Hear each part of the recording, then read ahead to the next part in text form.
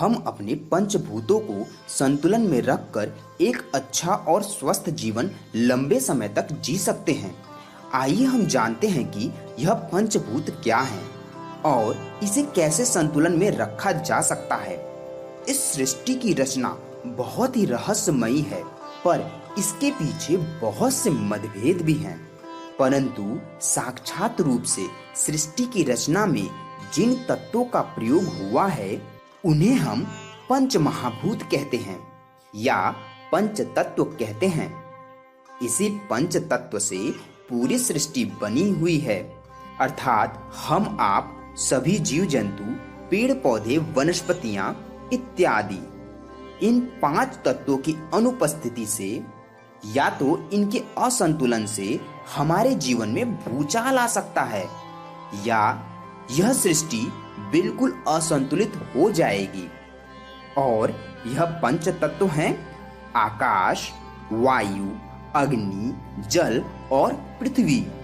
यह पांचों तत्व हमें प्रत्यक्ष रूप से जीने में सहायता करती हैं।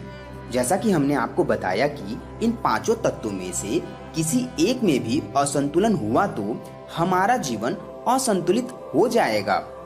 जैसा कि जल स्तर अचानक से पृथ्वी पर बढ़ जाए तो क्या होगा, इसे बताने की जरूरत नहीं है। या अचानक से जल की कमी हो जाए तो क्या होगा, अचानक से गर्मी बढ़ जाए या वायु बहना बंद हो जाए या बहुत तीव्रता से वायु बहने लगे, यह सभी चीज आप प्रत्यक्ष रूप से जानते हैं। हमारा शरीर भी इन्हीं पंच महाभूतों से मिलकर बना हुआ है और इन्हीं पांच तत्वों से हमारे पांच ज्ञानेंद्रियों का निर्माण हुआ है।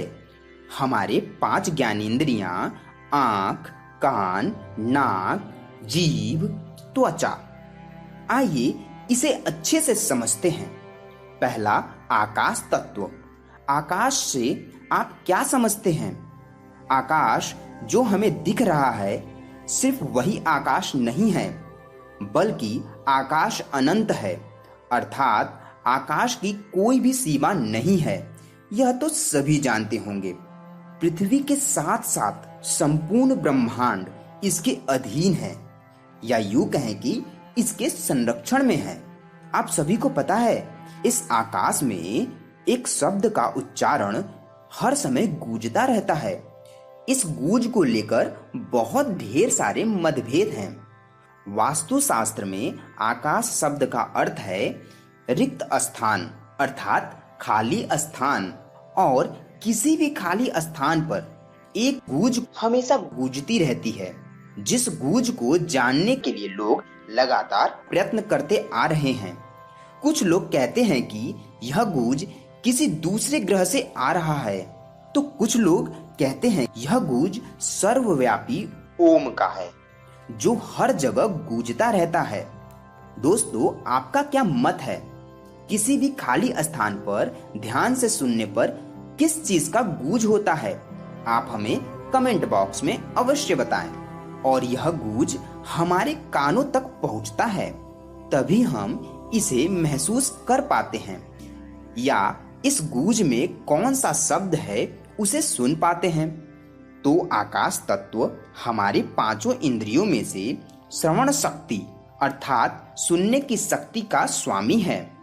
अर्थात आकाश तत्व हमारी ज्ञानेंद्रिय कान पर नियंत्रण रखता है।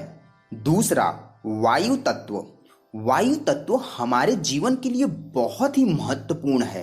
वायु में ही हमें जीवित रखने वाला ऑक्सीजन मौजूद रहता है और ऑक्सीजन जीवन और अग्नि दोनों के लिए बहुत ही जरूरी है। वायु के बिना हम जीवन की कल्पना भी नहीं कर सकते हैं। अगर हमारे मस्तिष्क में ऑक्सीजन देर से पहुंचे तो हमारे मस्तिष्क की कोशिकाएं मरने लगती हैं, जो कि हमें मृत्यु भी प्रदान कर सकती है। वायु के अधिकार में हमारी श्वास की क्रिया आती है। वायु स्पर्श को नियंत्रण करता है और स्पर्श का सीधा संबंध हमारे त्वचा से है। इसलिए पंच महाभूतों में वायु हमारे त्वचा पर नियंत्रण रखता है। वायु आकाश के अधीन है, अर्थात अगर आकाश न हो तो वायु भी नहीं होगी।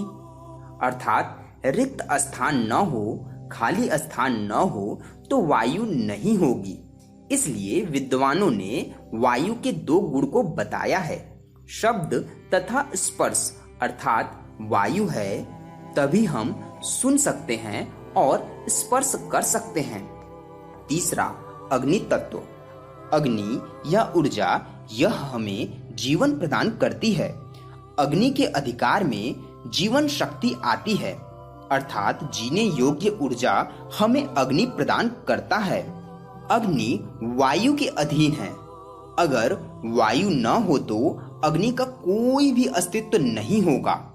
इसलिए अग्नि वायु के साथ साथ आकाश के भी अधीन हो जाता है, अर्थात कि अग्नि वायु और आकाश पर निर्भर रहता है।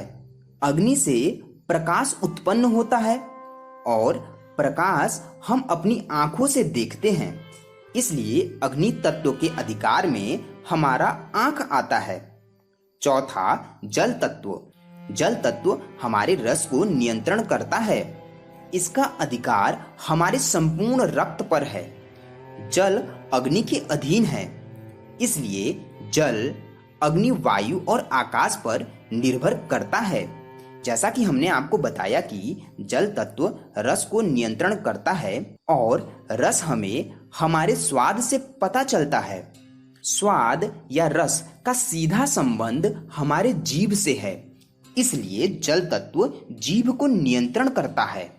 पांचवा, पृथ्वी तत्व। इस तत्व के अधीन हमारे शरीर की सभी हड्डियां और मांसपेशियां आती हैं और पृथ्वी तत्व हमारे चारों तत्वों के अधीन है, अर्थात हमारे चारों तत्वों पर निर्भर करता है। आप सोच कर देखिए कि पृथ्वी आकाश, वायु, अग्नि और जल के बिना कैसी होती। पृथ्वी का गुण गंध है और गंध का सीधा तात्पर्य हमारे सूंघने की शक्ति से है।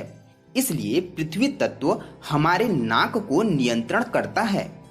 दोस्तों, अगर इन पांचों तत्वों में से किसी भी एक तत्व में कमी आ जाए तो हमारे ज्ञानेंद्रियों में भी कमी आ जाती है, जिसकी वजह से हमारा शरीर असंतुलित हो जाता है। पंच महाभूतों का सीधा संबंध हमारे त्रिदोष से भी है। त्रिदोष अर्थात शरीर के तीन दोष, वात, कफ और पित्त। वात अर्थात वायु का प्रकोप, कफ अर्थात बलगम का प्रकोप, पित्त अर्थात जो हमारे भोजन को पचाने के लिए रस का प्रयोग होता है उसे हम पित्त कहते हैं। अगर हम अपने शरीर के इन तीनों दोषों को नियंत्रण में रखें तो हमारे